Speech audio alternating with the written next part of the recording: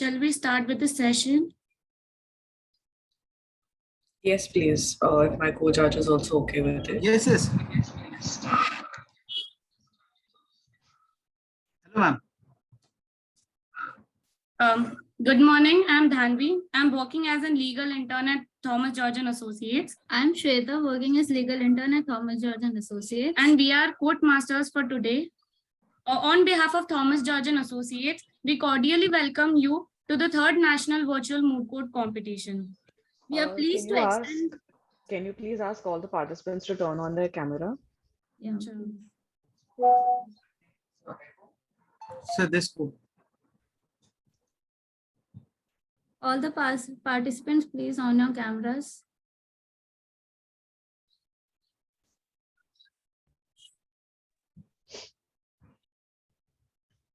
Actually, I'm facing a bit issue here. I'm just turning on my camera in a minute or two. Okay. Why is this entire room echoing? Any Sir, actually, Nishant sir has been showing two accounts. One is with orange background and the other with the other account, we can see his face.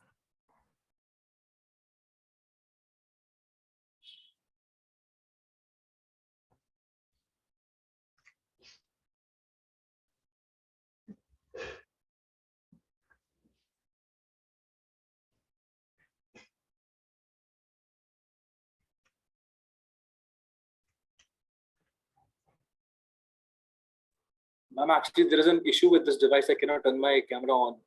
If you can give me a minute or two, I can change my device.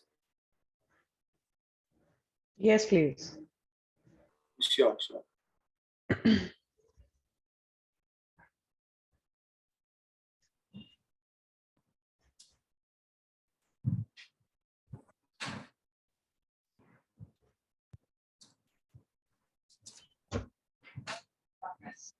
Is it still echoing over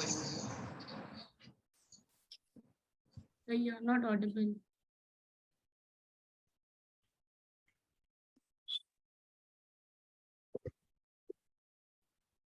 Is there an echo in this room again?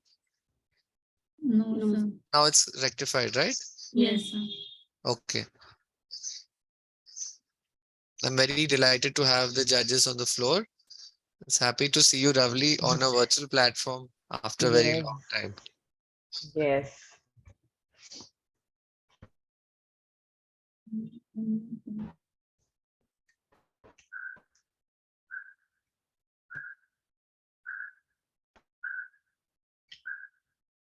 Can we begin the rounds if the speaker number 1 is ready? If it's okay with my co-judge. Ma'am, before that, I would like to give few instructions to the speaker of both the teams. Okay, I think you can start with that.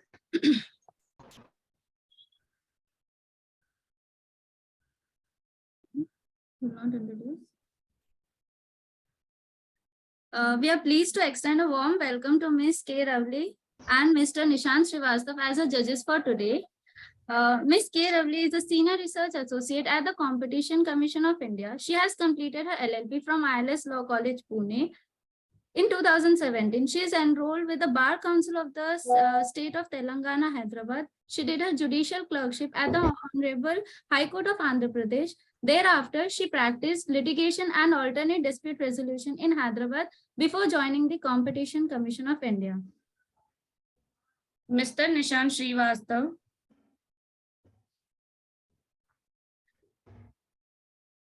Mr. Nishant Srivastav is a practicing advocate and is currently working as an associate at Thomas George and Associates, Hyderabad, Telangana. He pursued his LLB from Institute of Legal Studies, Sri Ram Swaroop Memorial University, Lucknow, Uttar Pradesh. And in the course of his graduation, he got an opportunity to pursue postgraduate diploma in alternative dispute resolution from National Law University, Nagpur. After completing his graduation, he worked as junior associate at Office of Advocate Pradeep Dwivedi, Lucknow, Uttar Pradesh. Besides this, he is also a young member at International Arbitration and Mediation Center, Hyderabad. We will now proceed to explain the time division granted to each counsel in a single team. Each team is allocated 30 minutes to present their case. Each speaker will be given 15 minutes unless indicated otherwise by the team. Plug cards indicating time will be shown 3 minutes prior to the lapse of time allocated to the speaker, and finally once time has lapsed. 30 seconds are allotted. 30 seconds each will be allocated for rebuttals and sur-rebuttals. We have team TGA4 as petitioner and team TGA1 as respondents. Now, with the permission of our learned judges, we shall commence the preliminary round of third National Virtual Moot Court Competition. Petitioner Counsel, you may proceed. Just a minute. I just want to ensure that my co-judge is also present so that we can proceed.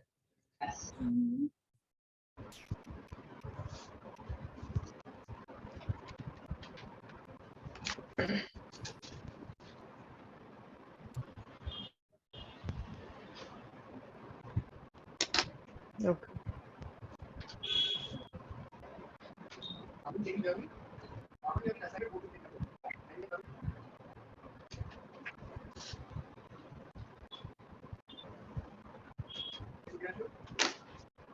Nishant sir, can we proceed now?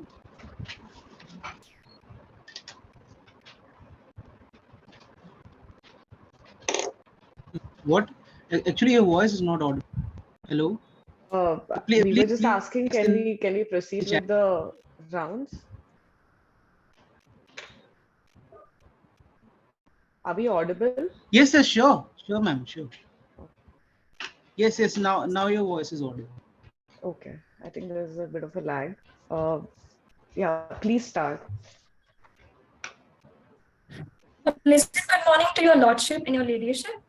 I, Aditi Shukla, along with my co-counsel Vinayak Tiwari, take immenent pleasure and honor to present this case before the Honorable Court and would be representing the petitioner XYZ.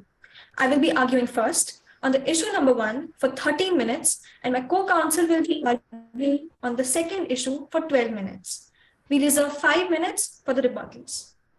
If your lordships are familiar with the factual matrix of the case, the counsel would like to proceed further with the issue, if your lordships permit. Counsel, can you state 5 brief facts of the case before proceeding with your issues? Your lordship, the pertinent case relates to the government of Republic of Parliamento introducing a new tax regime, which tax gains and income taxes from virtual digital assets with the highest slab in the country of 30%. This step was taken by the insertion of a new section 115 BBH in the Income Tax Act, and in lieu of the events, many citizens knocked the doors of justice and pleaded before the Honorable Supreme Court, challenging the aforementioned case under Article 32. The Honorable Court posted the said challenge for final hearings on 2 issues, which were, first, whether or not the government is justified in taxing virtual digital assets which are not legalized, and whether or not Section 115 BBH of the Income Tax Act is violative of the Constitution of Republic of Parliamento. If your lordship permits, the counsel would like to proceed and move forward with the first set of arguments. Counsel, you're not. Okay, yeah, please proceed. Yes. Yes, proceed.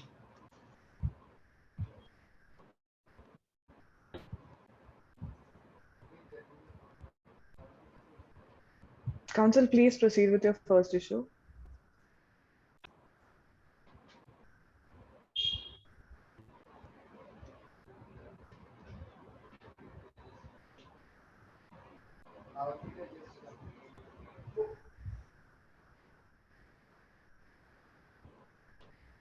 Counsel, can you hear us? Your Lordship, I believe that she might be facing some work issues on the side. Yeah. Can I request the bench to pause the timer for the time? Organizers, can you once check with her if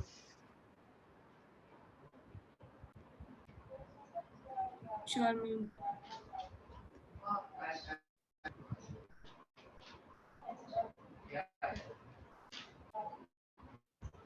and pause the timer for the interim period, no? Yes, ma'am.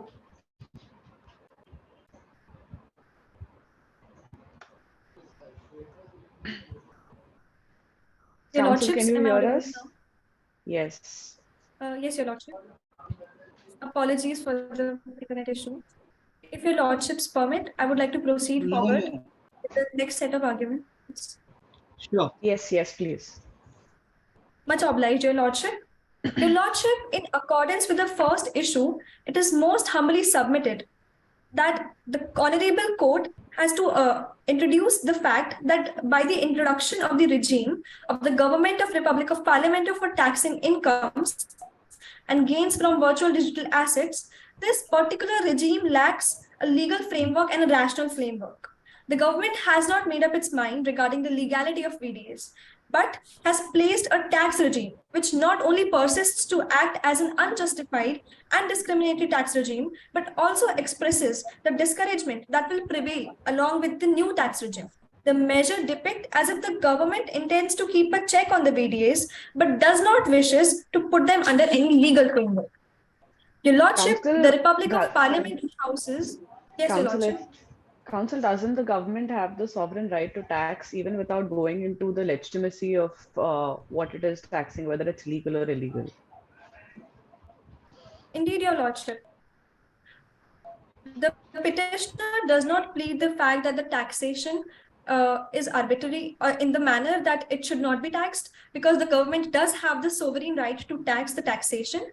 But the petitioner pleads that the slab that has been introduced of 30%, along with TDS of 1%, and the deductions which are not allowed except for the cost of acquisition, all these issues are to be covered in the further set of my arguments.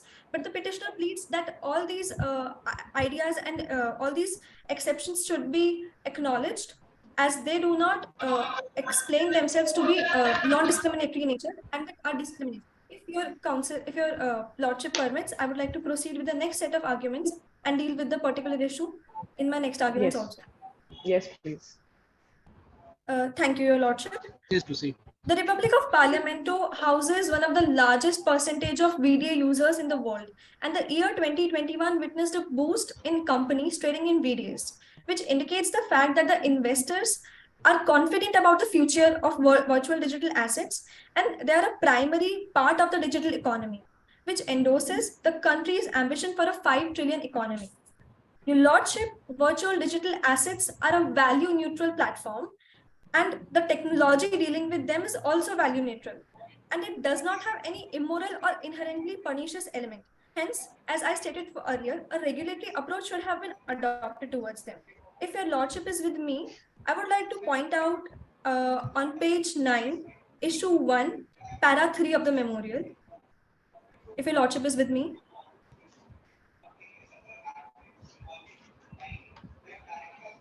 Yes. Thank you, Your Lordship. Much obliged. Your Lordship, the section 115 BBH, subsection 1, para A, has charged 30% of tax on income from transfer of VDs, which is similar to Rex extra commercium, such as gambling, immoral trafficking, alcohol, or narcotic substance, which were defined by the Honorable Court.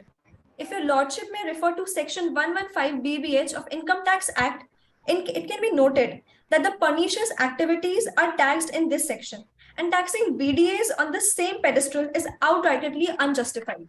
Your Lordships, the section 115 BBH subsection 2 hampers the wider adoption of VDAs, as no deduction in any respect of expenditure except for the cost of acquisition is allowed, and the losses cannot be set off against other losses or be carried forward.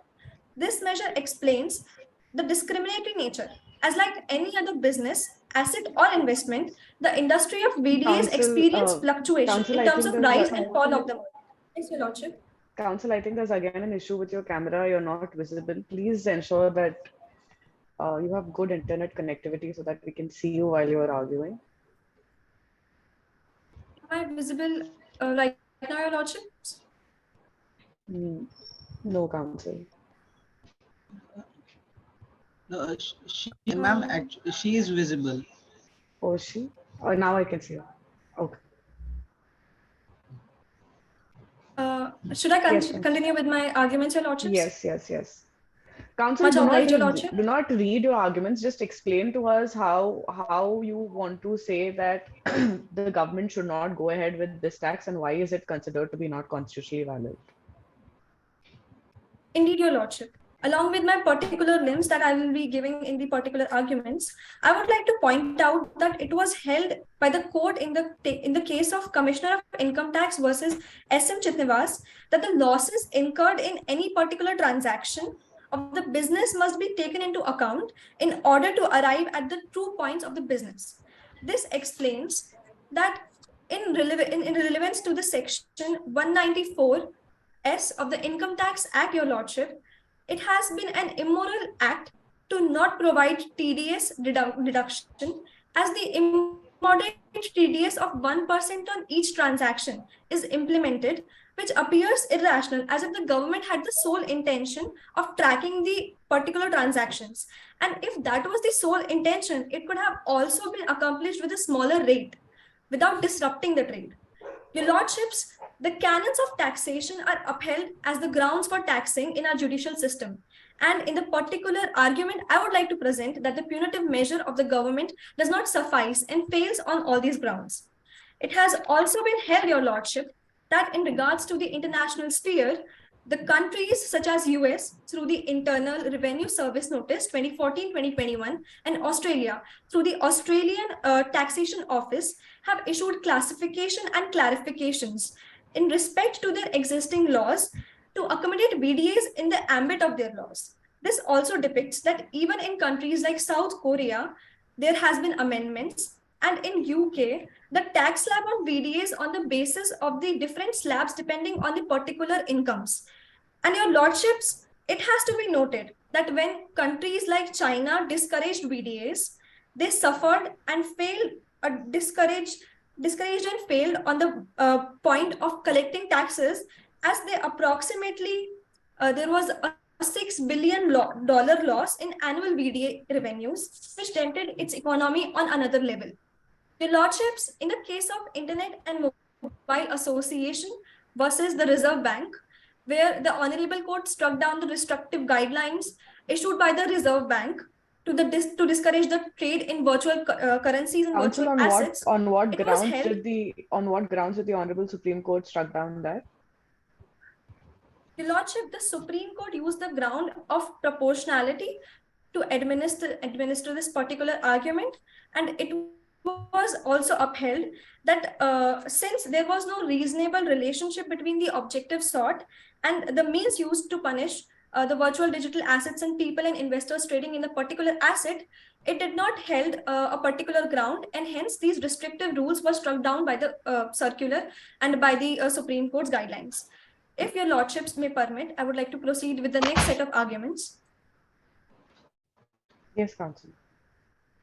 Thank you, Your Lordship. Your Lordship, the Reserve Bank, in the particular case of Internet and Mobile Association versus the Reserve Bank, the Honorable Court struck down these restrictive guidelines, which were issued by the Reserve Bank to discourage the trade in virtual currencies, and it was held that the comparative analysis and perspective was drawn with other countries, which helps in relation to principles of judicial decision making, and such nexus can also be drawn here with the particular case. Your Lordships, it is most respectfully submitted that the petitioner acknowledges the taxation imposed, and as I earlier stated, we understand that the country's government has the sovereign right to administer this, but the taxation imposed is condemned on the grounds that it is discriminatory, as the slab of 30% is excessively higher. Similarly, the slab given for TDS of 1% is also excessively higher, and the government has not allowed the people who are investing in virtual digital assets to carry forward their losses in the upcoming fiscal year. To prevent the anticipated economic loss and the simple frustration that this whole regime bears, the petitioner would like to propose the fact that the government ought to renew the new tax regime, as upheld in the case of Jindal Stainless Limited versus State of Haryana. No government can raise tax which would cause public inconvenience, And although states are empowered to tax under the Constitution, it does not necessarily mean that they should tax at exorbitant rates. With this set of arguments, I would like to conclude my issue, and I would like to put the forum forward for my co-counsel for the second issue, if your lordships permit. Or do you have any questions for her? No, ma'am. They may proceed. Okay. Thank you, your lordship.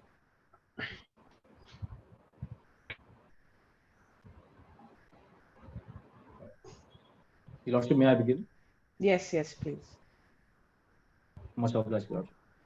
Your Lordships, I shall be presenting before you the arguments relating to the second issue, which states that whether or not Section 115 BBH is a violative of the Constitution. Your Lordship, any legislation passed by the Parliament must also pass the test of constitutionality, and the taxation laws are no exception to this rule. Section 115 BBH of the IT Act is violative of the Constitution of Parliament. Your Lordship, in proving the same, I shall be using an approach which stands on three pillars. First is the rational nexus. Second is the doctrine of arbitrariness. And third is the test of reasonability. Counsel, Lordship, which article in the Constitution gives the government the right to impose a tax?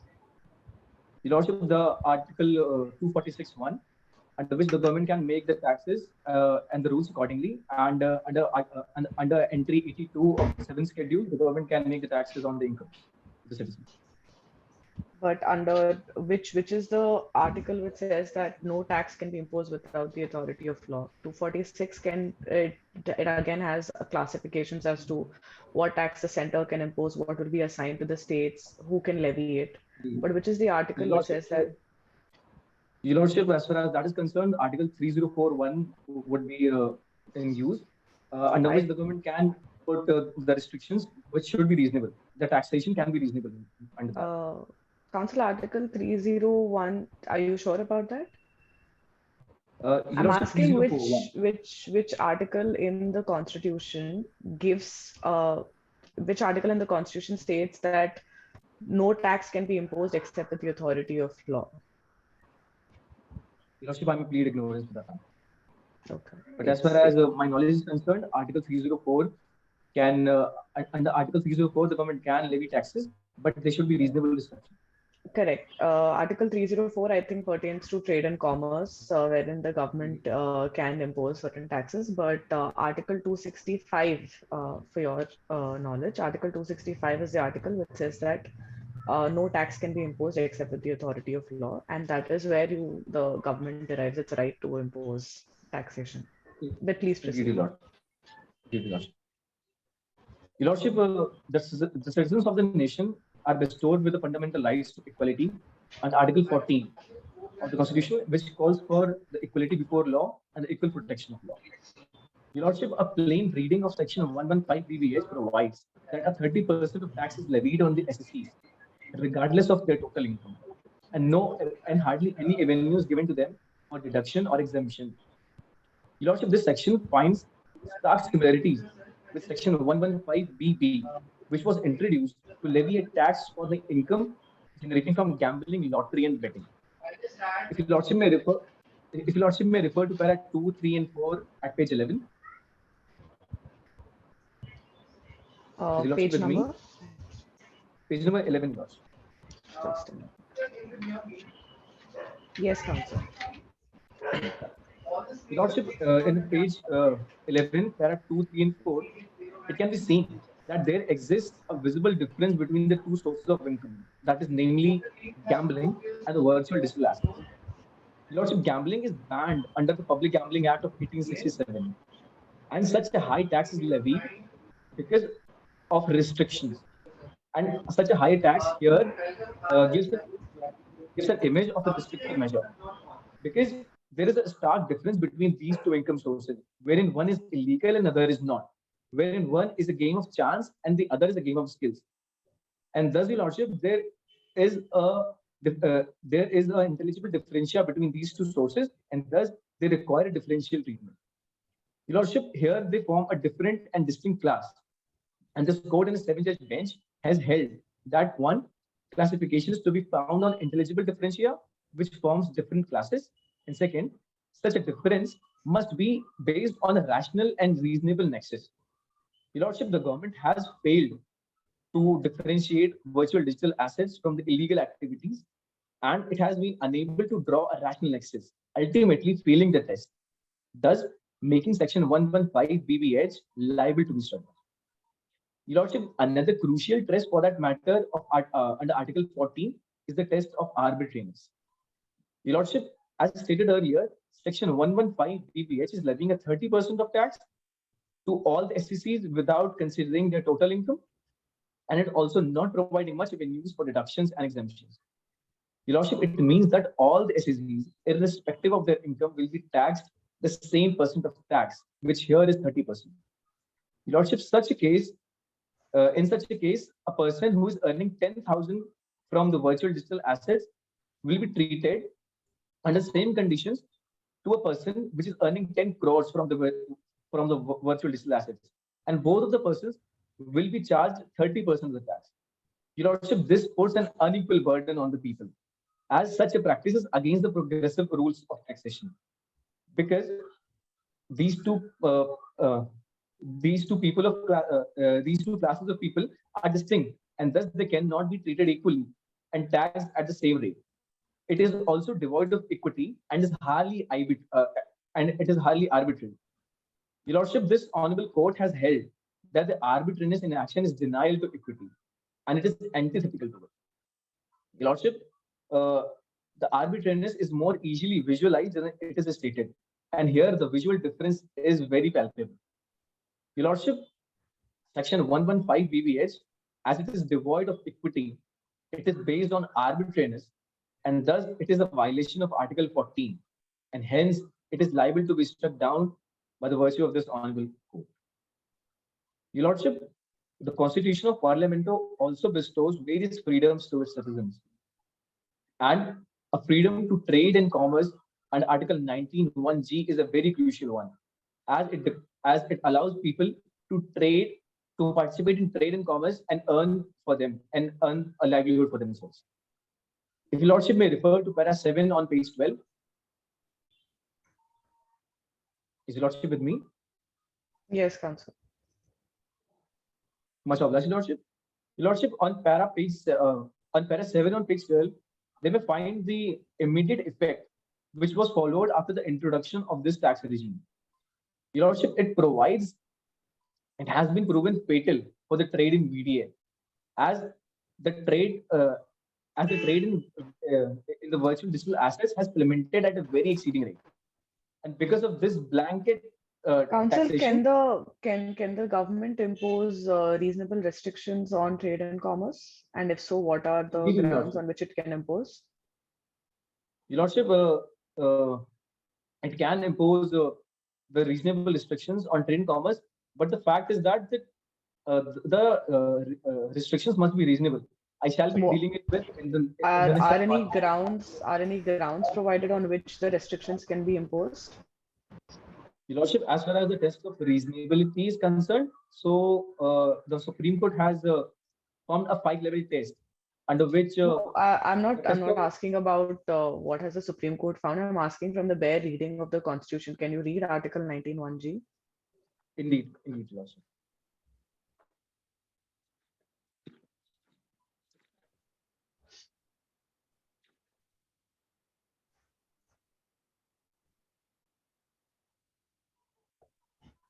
So, Your Lordship, as far as the restrictions under 19(1)(g) is concerned, so 19(2) shall we be providing for the reasonable restrictions under which the security of the nation, the relationship with the friendly neighbor states, the public order, decency, and morality are the grounds. And as far as the present Section 11 BBH is concerned, it is failing on all these grounds. How are you saying that it's failing on all of these grounds? Your Lordship, I shall be dealing it with the next set of arguments. The next argument, the next line of arguments is dealing with the reasonability of the restriction. Okay, please proceed. Yeah.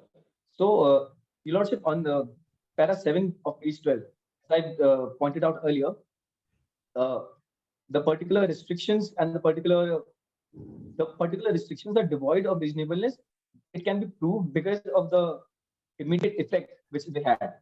And the immediate effect was that that due to the blanket taxation, which is restrictive and confiscatory in nature, it has proven fatal for the particular trade. Your Lordship, it is tried in law that high taxation can be a restriction on trade, commerce, and intercourse if they hamper the flow of the trade. Lordship, Article 19 is indeed followed by restrictions, but they should be passed. But they should pass a test of reasonability. Your Lordship, through its various judgments, the Supreme Court has arrived on a reasonability test, which is having the 5 following grounds. One is the nature of the right impinged. Second, the purpose of restriction. Third, the evil which is sought to be removed. Fourth is the proportionality of restrictions. And fifth is the prevailing conditions of the time. Lordship, if we judge all of these 5 ambits, the particular legislation is failing because the government is unable to strike a balance between these grounds. The nature of right impinged is a very crucial one, considering that it is a fundamental right to trade and also equality. The purpose of restriction is not clear, considering that the government is not clear in its own stand that the particular VDAs are legal or not. Third is the evil sought to be removed, considering that the VDAs are not an evil in itself. And it also relates to the second point, which is the government is unclear with its stand. Fourth is the proportionality of the restrictions. Your Lordship, if a particular source of income has to be taxed, it is not particular that it has to be taxed in a punitive manner, which is being done right now. And as far as the prevailing conditions of the time are concerned, Your Lordship, the VDAs is becoming a highly recognized source worldwide, and it is considered to be a very good medium of transaction. VDAs are definitely are becoming widely used, but it is also important for us to take note of the fact that they are used to fund terrorist activities. They're involved in money laundering. So don't you think it is the duty of the government to ensure that it is tracking where the income from the VDAs are going, and in exercising that duty, the government has come up with this legislation. Therefore, it amounts to a reasonable restriction, considering the security of state is also at stake.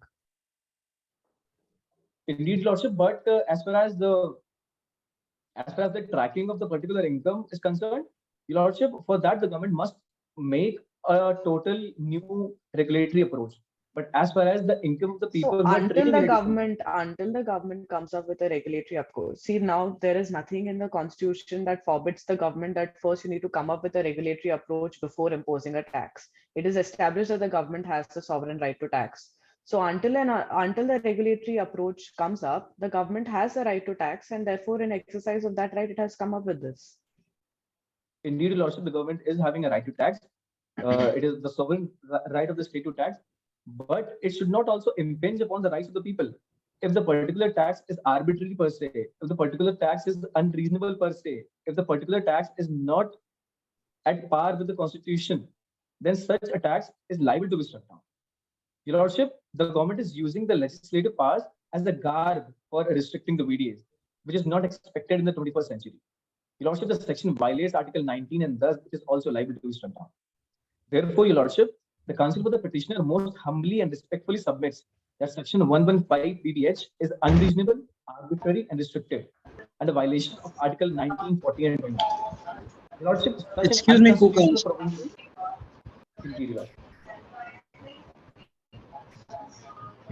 You said it violates Article 19. How does it violate Article 19? Can you please explain? Indeed, Your Lordship. Your Lordship, Article 19, 1G relates to the freedom of trade and commerce.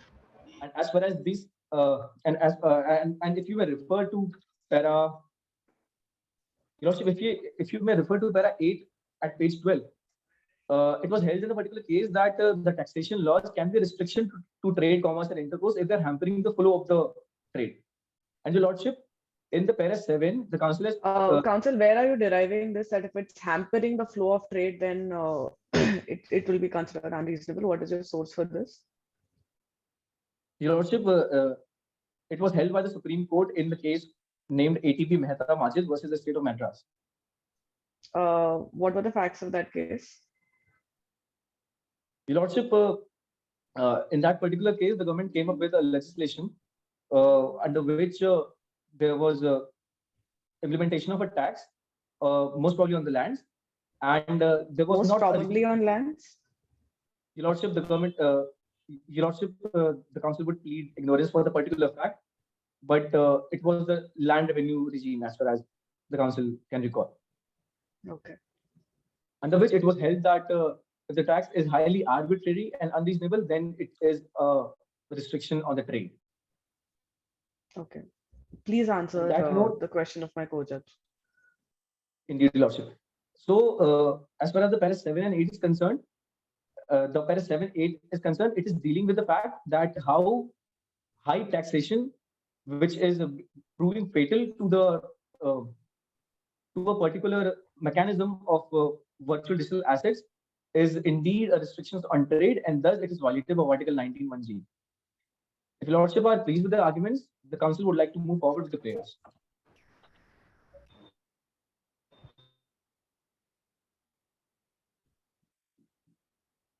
Lordships. Yes, counsel. If my co-judge has no further questions, I think proceed with your prayer. Indeed, Your Lordship. Wherefore, in the light of issue raised, argument advanced, reasons given, and authority cited, it is most humbly prayed that it may be pleased to 1.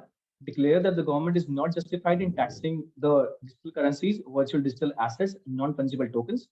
2. Declare that Section 115 BBH of Income Tax Act is violative of Constitution of Republic of Parlamento and is not at par with the Constitution of Republic of Parlamento. And 3rd, allow the petition presented against the respondent and/or pass any other order direction that the Honorable Court may be pleased to grant in the interest of justice, equity, and good conscience, all of which is respectfully submitted. And for this act of kindness, the petitioner duty bound shall undertake.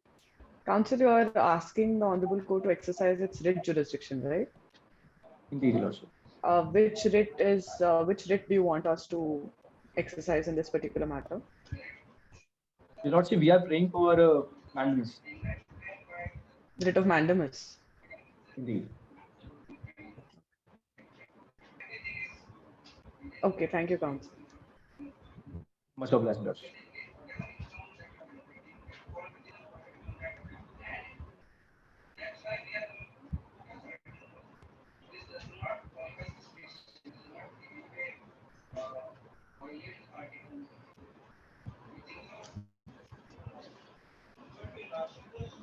Next team may start now.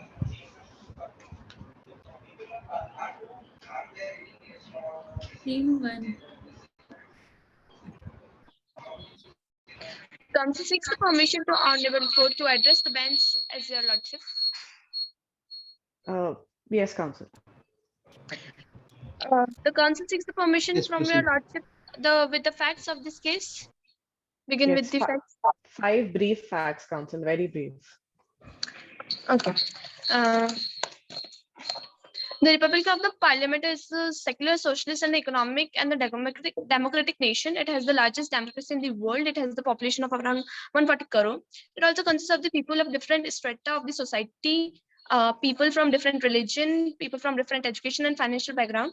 Recently, Republic of Parliament gained public popularity in the International Nation Organization.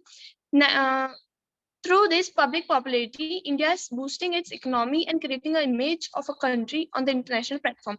In 2020, India was affected by a pandemic called COVID-19. It affected the entire world. After the COVID-19, it led to increase in the digital transaction, and the digital assets have been on the rise of the recent times. In the context, Republic of Parliament did not enact any law to legalize the framework of digital asset, digital currency, and non-fungible tokens, etc. In challenge to ban these forms of digital currency or digital assets was set aside by the Honorable Supreme Court of Republic of Parliament. While the government continues to contemplate its stance on cryptocurrency and NFT, it has the interim implemented a new tax regime and aimed at taxing gains or income from virtual digital assets at 30%. That the citizens of the nation were perplexed as to when there is no law legalizing a digital currency, digital assets, and NFTs. The decision to tax gains from the save is unreasonable. Thereafter, the various citizens filed SLPs before the Honorable Court, challenging the insertion of the new Section 115 BBH in the Income Tax Act. From this, we conclude that the law of the Republic of Parliament are in the paramateria with that of the Union of India. The council seeks the permission from your lordship to begin with the issues. Yes, Council. Yes. The issue one is whether or not the government is justified in taxing digital currency, digital asset, NFTs, etc., which is not legalized. So, first of all, I start with the background of the cryptocurrencies where it's originated. The Satoshi Nakamoto presumably pseudo. Council, you can skip the part of origination of cryptocurrency. Please directly address the issue at hand. Indeed, your lordship. You just tell how it is legalized. We are not here to discuss about its origin. You tell. Your lordship, I start with the virtual digital asset that cryptocurrency is an asset. Okay, proceed. The cryptocurrency is a form of digital assets based on a network that is distributed across a large number of computers. Digital assets Council, do not read to us about the origination of cryptocurrency or whether it's an asset. Let's consider that we move past all of that and address your issue number 1 directly. Okay, so virtual digital assets has been defined for the first time in the year 2022 in India under the Section 247A of the Income Tax 1961. VDA includes NFTs and any other token similar nature, and other virtual digital asset is notified by the central government. Section 47A, there was a standard law that if a holding company transfers any capital asset to its 100% own India subsidiary company, then capital gains arising on such transfers shall be accepted from. The Section 247A, transfer in relation to a capital assets, include any transaction involving the allowing of the possession of any immovable property to be taken and retain the part of the performance of a contract of the nature referred in the Section 53A of the Transfer of Property in 1882. The Transfer of Property Act 1882. Any transaction which has affected the transferring or enabling the employment of.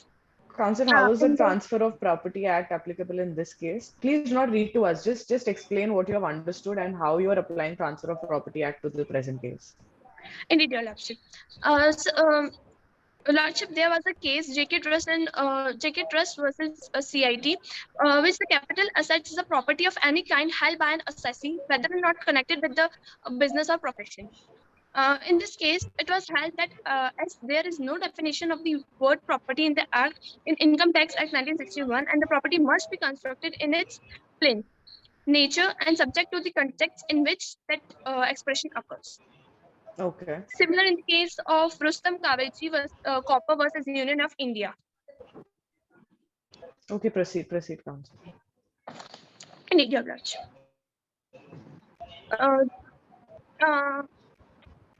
Council.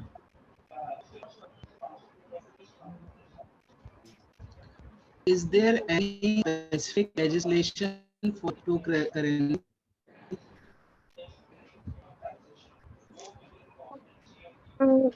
Sorry, your lordship, but your voice is not clear.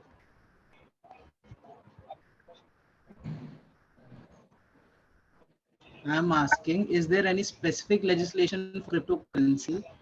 And if it is not there, so without having any specific legislation, how can we tax it?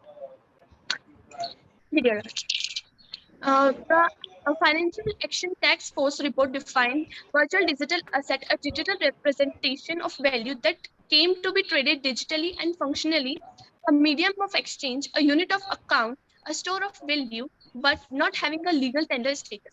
So if no laws has been framed for it, the constitution, it's had to be said not legal. It is in the constitution that income is taxable irrespective of how much was earned, hence even where a business illegal or legal. that is crypto.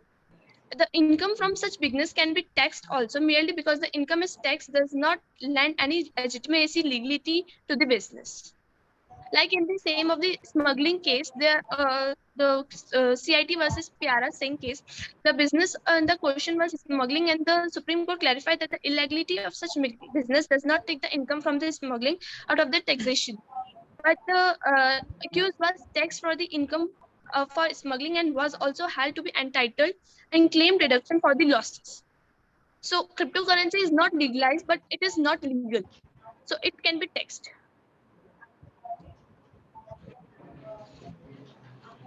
Proceed for. The, the tax on media include the definition of the property from the section 52 of Acts, and as per the taxation scheme, VDA will be recognized as a separate class under the head of capital assets and capital gains out of the VDA, which would be taxed as capital gains. Therefore, any tax arising out of the transfer of VDA after transfer of VDA, tax rate 30% under section 115 BBH, and withholding a tax of rate of 1% will be applicable on the payment of the same consideration exceeding rupees 10,000 for the VDA asset.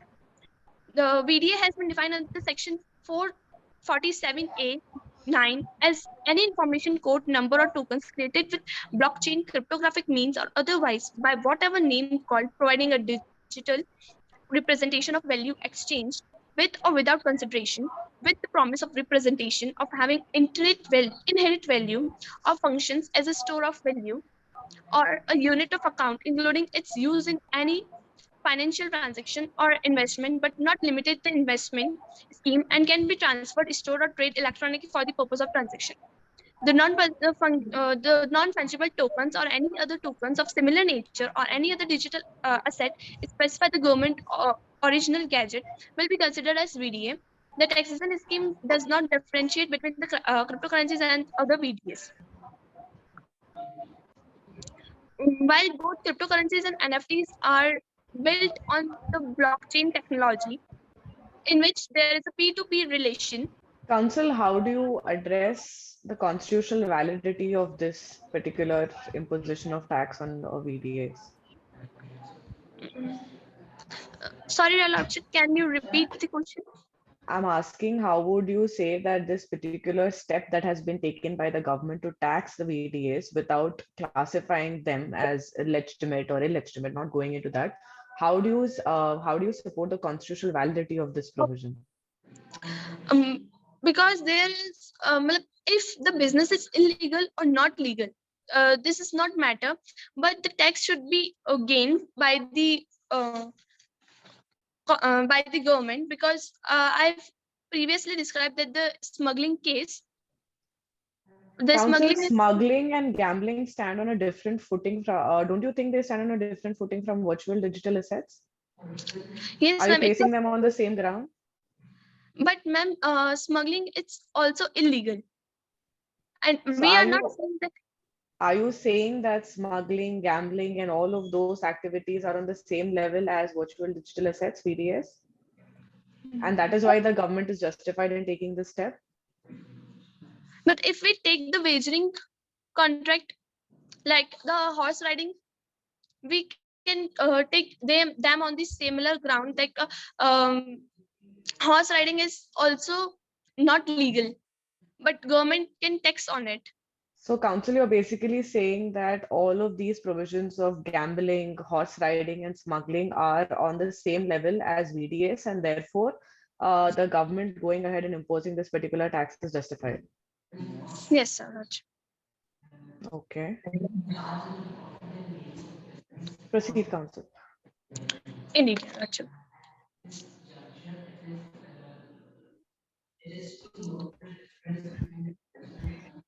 I'm on the second for proceed, Rachel.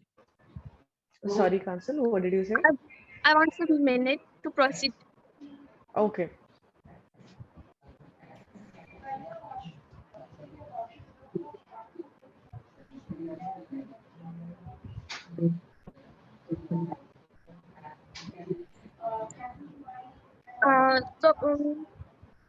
Should I start?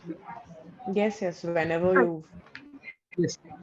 The imposition of tax on medias make them illegal, and the jurisprudence on the direct taxation suggests that the contrary, as under the income tax law, even the income arising out of unlawful business is subject to taxation.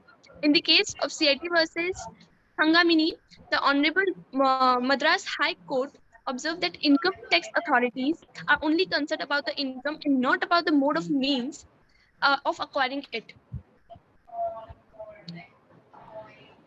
Similarly, the Honorable Gujarat High Court had allowed reduction from Counsel, the do you income. have a judgment of the Supreme Court? We understand that you're citing judgments of High Courts of Madras and Gujarat, but do you have a judgment of the Supreme Court to the same? I apologize, my lordship. I don't have. Okay. Then we'll just take these judgments to be of persuasive value, nothing beyond that.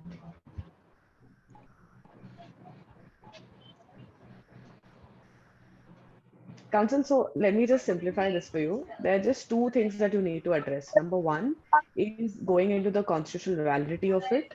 And number two is the arguments raised by the petitioner is that this particular imposition of 30% tax is arbitrary and excessive. So how do you defend these two things? My lordship, can you repeat the second one? First is the issue of constitutional validity, counsel. Second is even if we think that the state is entitled to impose this particular tax, don't you think that the tax imposed by the state is excessive and arbitrary and therefore violative of Article 14? Okay, my lordship. Counsel. Yes, your lordship. Be specific to what Ravali ma'am asked you. Yes, your lordship. Yeah. Be specific to the points which Ravali ma'am asked you.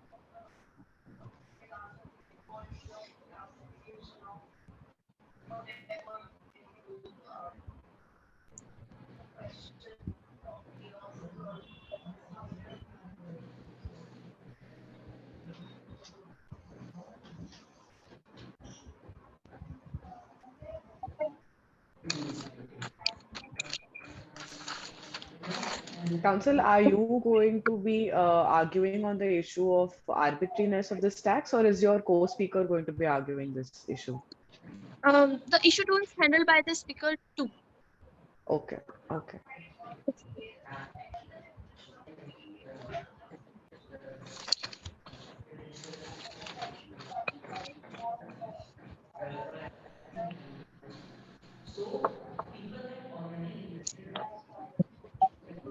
Counsel, I think you just have 3 minutes left. So do you want to like quickly sum up what is it, your issue number one? Don't go into judgments and all of that. Just sum it up for us as to why do you think that the act of the government is constitutionally valid?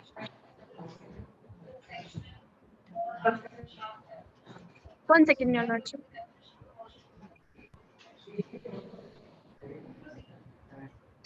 Your lordship, in the case of cryptocurrency, it is still a gray area whether it is illegal activity or not. Thus, in order to avoid the non-taxability of income from such transactions, the tax liability should be imposed on the transaction in cryptocurrency. The cryptocurrency is fall under the head of the profit gains of business and the profession under the income from capital gains. It depends upon whether the commodity is being used as a stock in trade. The Section 213 of Income Tax Act defines business to include trade, commerce, and manufactures of any adventure in nature of the trade involving cryptocurrencies qualifying within the definition. Thus, the profit are attributable to income under the head of the profit gains of business and or profession. Any person who are engaging in trading of cryptocurrency or mining of cryptocurrency would fall under this provision, and the fair market value of such cryptocurrency shall be deemed to be the taxable income. The cryptocurrency tax, it would be generated a lot of revenue for the exchequer, and there is no ban on the taxability of cryptocurrency. And my lordship, it's also been seen that EC also take when there is a P2P transaction in cryptocurrency, and no person can interfere, no other person. There is only one seller and one buyer, and no other person see their transactions. So there is much gambling cases and smuggling cases of crypto, and the cryptocurrencies also uh, go in the terrorist activity and other such unlawful activities. So the EC has after the taxation applies, the EC has the right to check whether the cryptocurrency is in the favor of the transfer in the favor of the country, or it's going in the unlawful hands.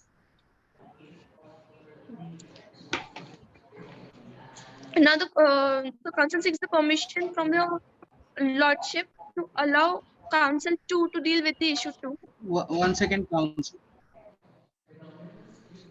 Yes, your lordship. One thing I would like to tell you is that whenever a judge says be specific on the relevant point, you should never say that 1 second, lordship. It's not. It doesn't come. Just now you said no, but Apologize, my lordship. it is just for the sake of your knowledge. When you are in a courtroom, you should never say 1 second, lordship. In spite of that, you can say indeed your lordship. These are general Indeed. manners. Okay. Sir, can you please repeat? Proceed with the next issue. Sorry, my lordship, but can you please repeat what you give the suggestion to me? Because your voice was not clear. No. What I was saying is that's not to communicate much. What I am saying is whenever you are in a courtroom, and if a judge says you to be specific to a particular point, then you should never say 1 second, lordship. You okay? You should say indeed your lordship will be doing the same. It's just a manner to express. You have to say your things, but you have to be polite. That I'm saying. Okay. Oh, okay. Apologize, my lordship. Yes, can we have the speaker number 2? Yes. The council speaker permits from your lordship to begin with the issue number 2 of the case. Yes, council, please. So the second issue is whether or not section 115 BBH Income Tax Act is voluntary of the Constitution of India or not. The proposition of new definition of virtual digital assets covering a new information or code or number of a token providing a digital representation of value exchange or non-fundable tokens, etc. And also propose a new scam Council, what do you mean by non-fungible? NFTs. Yeah, what do you mean by it? What does that term mean, non-fungible or fungible? What does it mean? Sorry. What does the term fungible mean?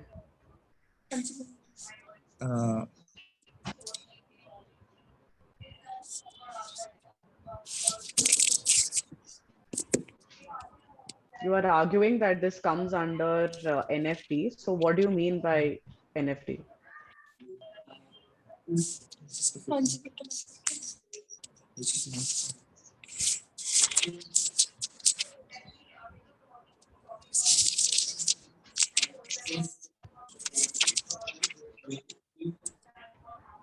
Fungible basically means that they are easily interchangeable. Say, for example, you have 100 rupees with you.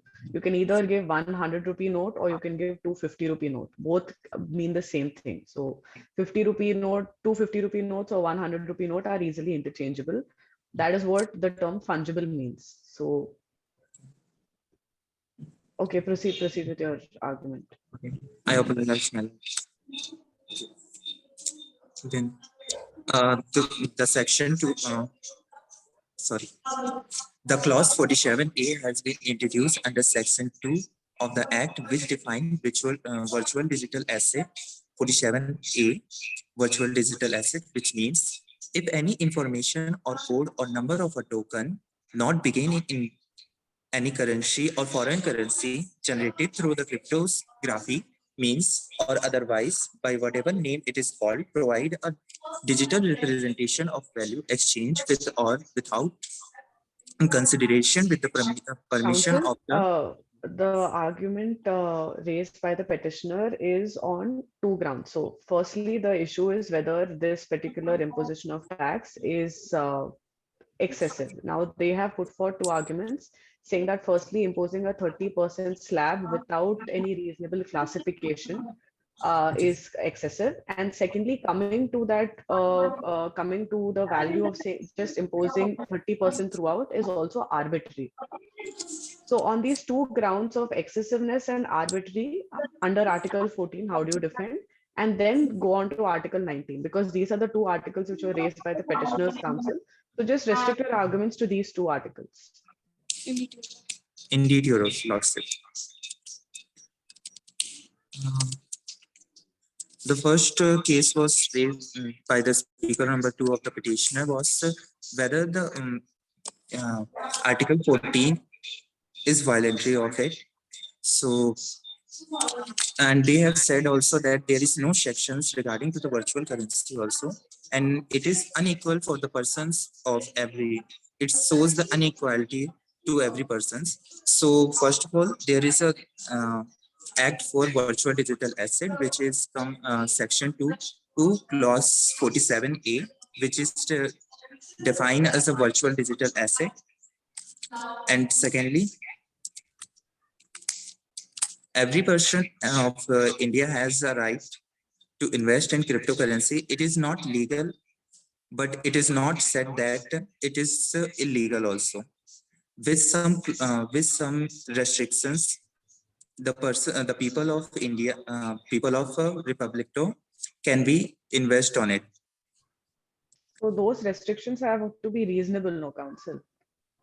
Yes. Now you imposing a 30% slab without taking into account how much income is earned by an individual.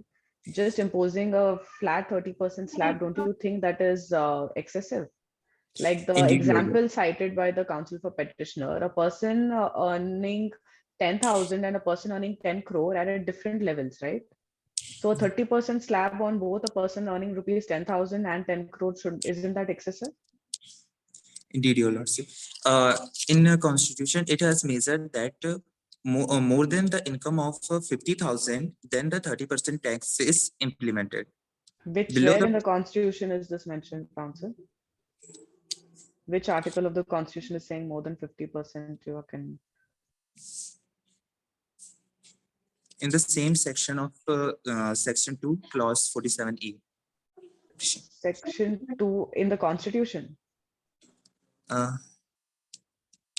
Yeah. Yes, madam. Okay. They also a constitution has sections. Yeah. Constitution has sections. Constitution have articles. Okay. Okay, proceed, counsel.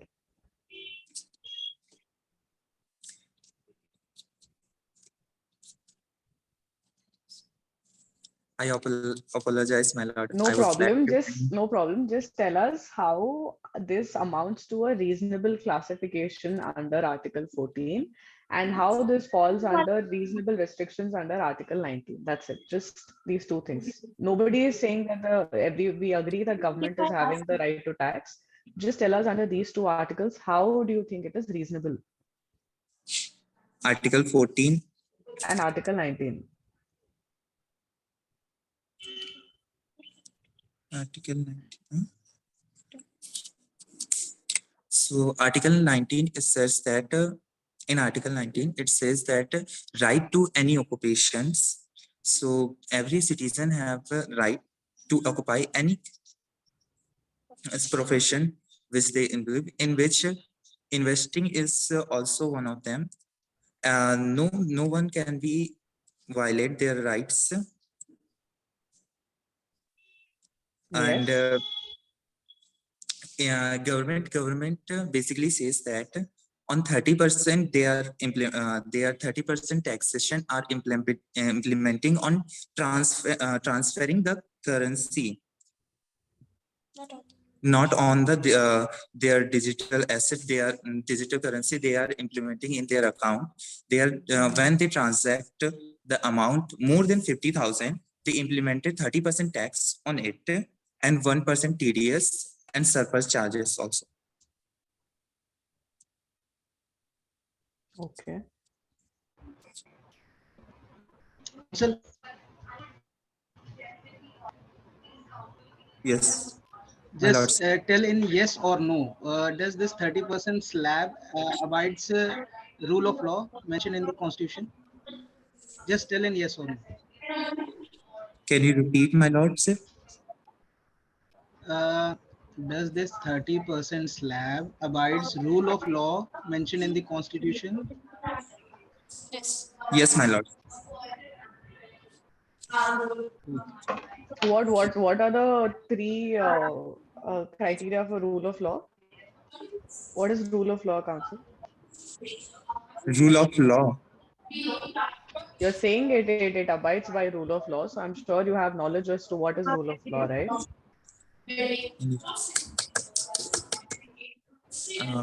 Voice is not clearable. Am I audible to you now? Do you want me to repeat the question?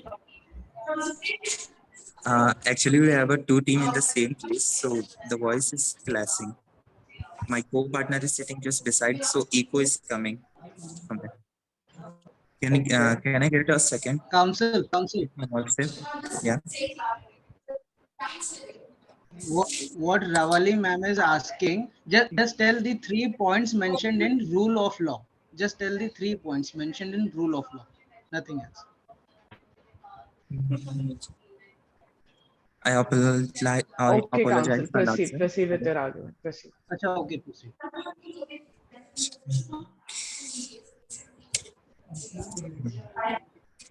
The moment the budget announced that there will be a new section 115 BBH, when the income arises out of the transfer of the virtual digital asset will be taxed at the flat rate of 30% without any set of the expansion.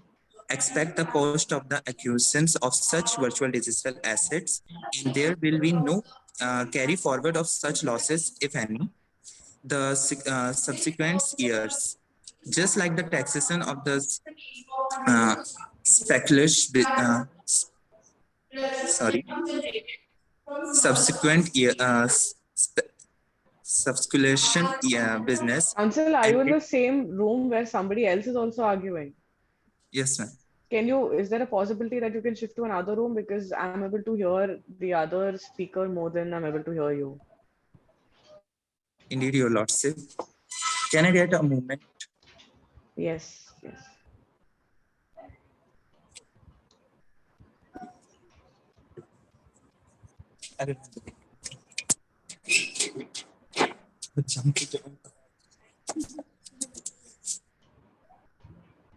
Just pause the timer for some time. We have done it already, ma'am. Okay, thank you.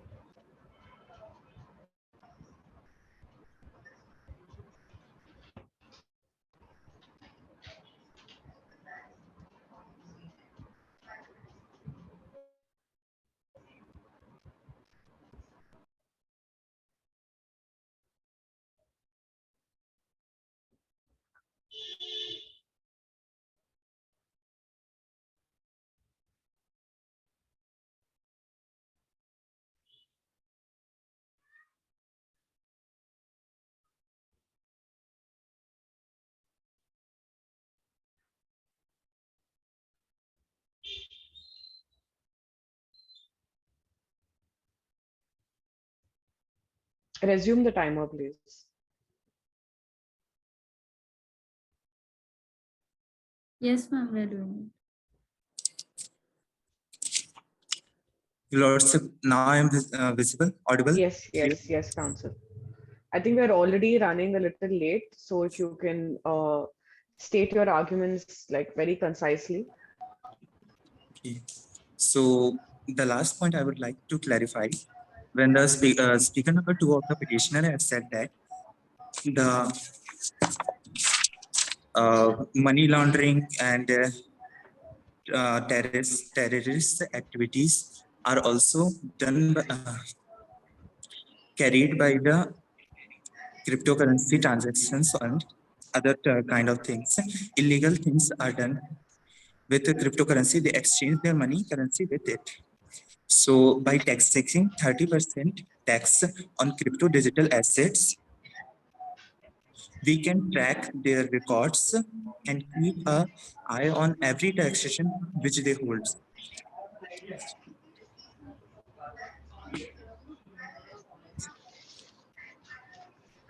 With this process, I would like to end my argument, and I would like. Yes, Council, proceed with the prayer.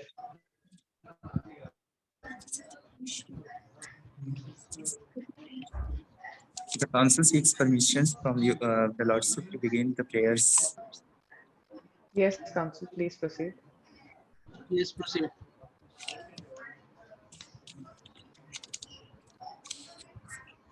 Enlightenment.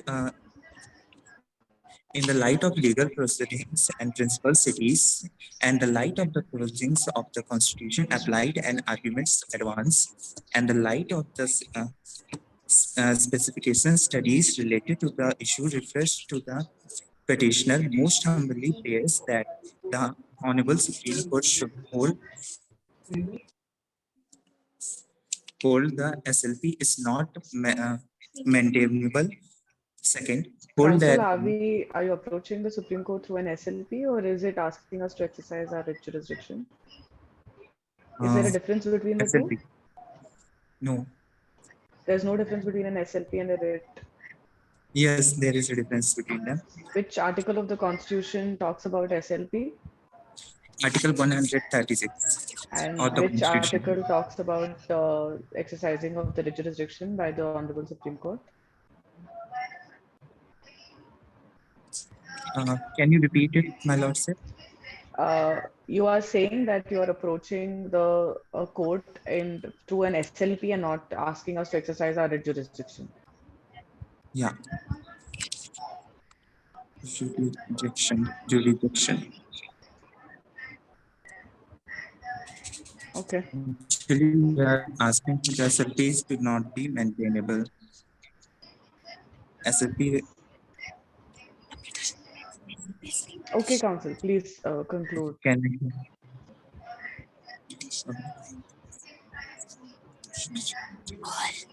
okay, I would like to continue with my prayers. Second is hold that the right amount of the taxation cannot be levied on the digital currencies, NFTs, etc. Third, not uphold to the right to pay more than the correct amount of taxation. Fourth, not adjust that the section 115 BBH income tax 1961 are virtual version, and pass any other order that it may demand in the ends of the justice qualities and good conscience, all of which is Do we have that wider power under Article 136, Council? Or do you wish to approach the court asking it to exercise its jurisdiction? I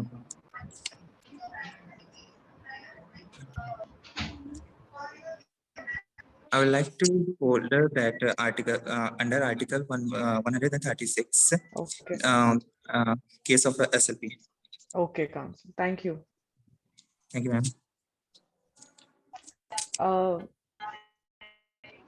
Organizers, can you, are we allowed to give a feedback immediately, or? You all can give feedbacks immediately. Okay, thanks.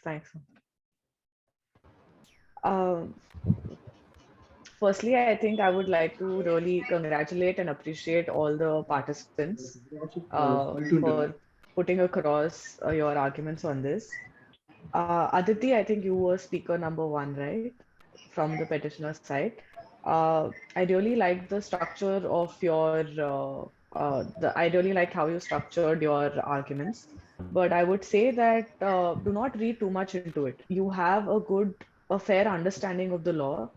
So make it do not, when you're reading the arguments, it gives out a very wrong impression to the judge that, you know, you're just reading out what is there. Because you have that conceptual clarity, just engage with the judge in this. And you had good knowledge of the Supreme Court case of Mobile Association versus RBI that you quoted. So it's important that whenever you're citing judgments, that you are aware of what are the facts of that judgment and what was held in that particular judgment. So that particular judgment, as well as Jindal Stainless Steel versus State of Haryana, both the judgments that you cited, I think, were quite on the point, and you had good knowledge of it. So I think you did really well. So congratulations on that. But just try not to read too much into it, and keep your arguments very concise. And also, when we say that state the facts in brief, just have like every case you can sum it up with 5 important facts which are very crucial to your case. Just have those 5 facts which are very important to your case and just cite them, and keep your arguments very concise. So you're not deviating too much from them. But otherwise, I think you did a good job. Your Lordship. Coming to speaker number 2, again, I liked how you addressed Article 14 and Article 19. But one suggestion that I would have for you is when a question is being put to you, please try to answer the question immediately. Or in case you feel that in the course of your argument it will still come up, it is still considered I think it is still considered nice that you address the question immediately, even if it is going to come up in your arguments. You can always say that I'll elaborate it further, but at this point I can answer it this much. But what I found is you were trying to deviate from the question. So in case you're not aware of it, then just plead ignorance. That's also understandable, but don't try to dodge the question. That's one thing. And from your side, I think another suggestion that I would have is any judgment that you're citing, please be aware of the facts. Like you said, it could most probably deal with land. That is an important judgment to your case. I mean, if you're arguing it, then you need to be well versed with it as to what was held in that particular case. But otherwise, you seem very confident, and you were articulate with your argument. So I think that's good. Just these 2 things, if you can work on. Much obliged. Yeah. Coming to speaker number 1, arguing on behalf of the state. You you were reading way too much. Keep your facts very, very, very brief. I think this keeping the facts brief, I think, goes to all of you. Just have 5 very important facts and just stick to those facts. You don't have to read it. Just have them already, like, because you've dealt with this case at length, you should know those facts that which are important from your side. Please state those facts. And I think you need to be more well prepared. Like, you have done a lot of research into what is the origin of cryptocurrency, how do we define it, how is it done elsewhere. Those really don't add value to the argument that you're seeking to present before the court. So don't spend too much of your time in arguing those issues, but stick to what is being asked for you and what is relevant for you. Because ultimately, at the end of the day, we'll be deciding the issue on merits. You going into the history of it is not really helping your case a lot. So don't go into that. And I think a little bit of conceptual clarity as to what VDAs are can help you put forth a better argument. Okay, so just work a little bit on these things. Otherwise, I think you were good. Coming to speaker number Coming to speaker, and also I would suggest one suggestion for both the teams. Speaker number 1 is just give the judges a structure at the outset itself, that I would be dealing with this issue, and if possible, specify the time limit with which you will be dealing with that issue, so it makes it easier for the organizers also to have it.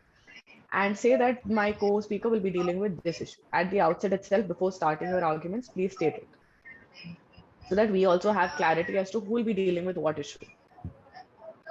Okay.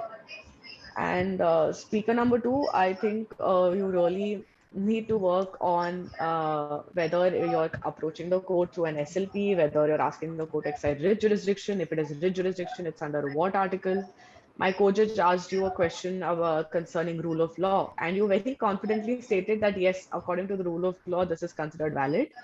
But at that point in time, it is imperative for you to also explain to the court or answer the court as to what exactly do you mean by rule of law. Because only if you know what is rule of law can you say that yes, this is considered valid under rule of law. So conceptual understanding is first and foremost. Please have that very clear. And once you have clarity as to what is the demand of Article 14 and what is the demand of Article 19, then you can absolutely just hit the nail on the head and say that, okay, Article 14, these are the two important criteria. And my case falls into this criteria on the basis of these grounds. And in support of this, I even have certain judgments.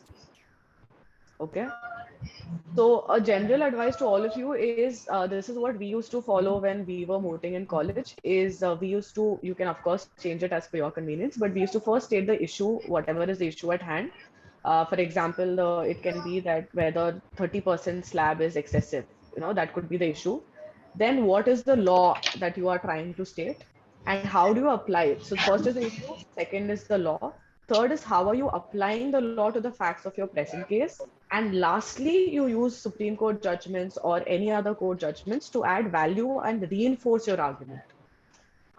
So first state the issue, then state the law, then apply the law to the facts and conclude it with some case laws. So if you follow this structure, it comes across to be more organized and it gives you also a sense of clarity as to what you're arguing. So this is what helped us when we were mooting in college. If it helps you guys, then please go ahead and follow it. Thank you, not to interrupt you, but can you please repeat what the how to move? Yeah, for example, if you're talking about, say, my issue is whether the particular contract at hand is valid. So I will state the issue that whether the contract is valid. Then I'll say, according to the Contracts Act, what are the ingredients which say that a contract is enforceable? That will be my second. Third will be I'll apply these ingredients, that is, what is the ingredients in law to the facts of my case. And lastly, I will use any Supreme Court judgments or other court judgments to support it. It is called an IRAC rule, where you state issue, rule, application, and conclusion. IRAC. So if it helps you guys, you can use this. It'll give, it'll help you better structure your arguments, and also you won't miss out on anything. So there is a nice flow to your argument.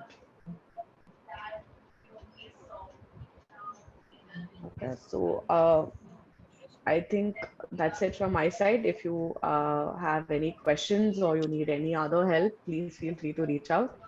But otherwise, good job and congratulations to each one of you. Your Lordship, we were required to give the rebuttals, so I mean, I'll just ask my co-judge if he wants to say anything, and then we'll quickly move to the rebuttals because I gave my feedback. I think if he wants to add something, let him do that, and then we can move to the rebuttals. I totally agree to what Ravali ma'am said. All the points were of crucial importance. Is my voice audible? Yes, Am sir, I yes. audible? Yeah. What I was saying is, I totally agree to each and every point which Ravali ma'am said.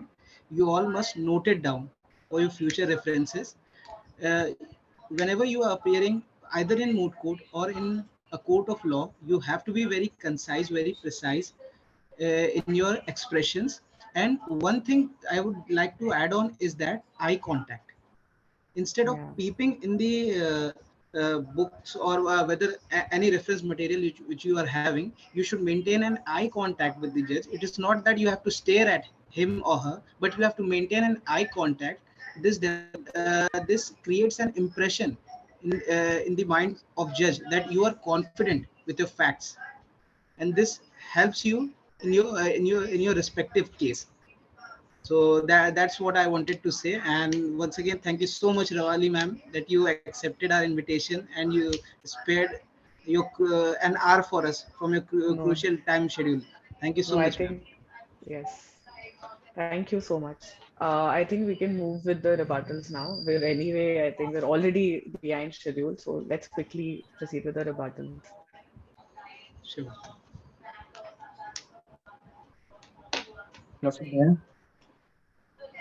Organizers, how much time have we allotted for rebuttals? 30 seconds. Okay.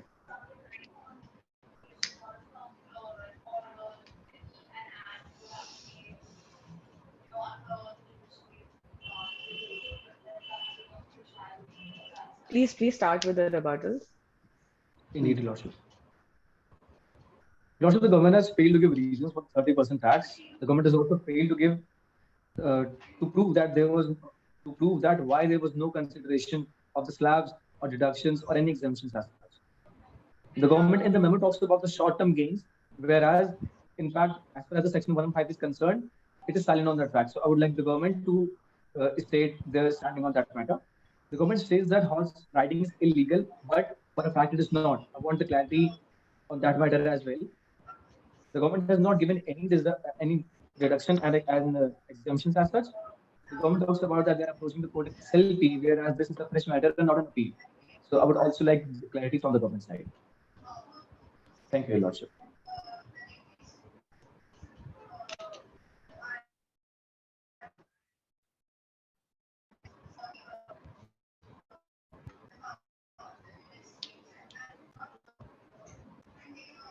Who is arguing from the side of the respondents for the rebuttal?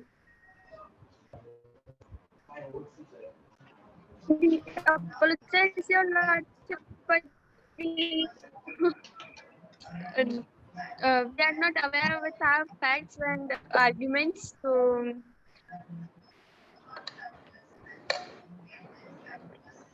we are not able to take the rebuttal. Okay. Then I think the. Sorry. Okay, no problem. Then I think this concludes our round.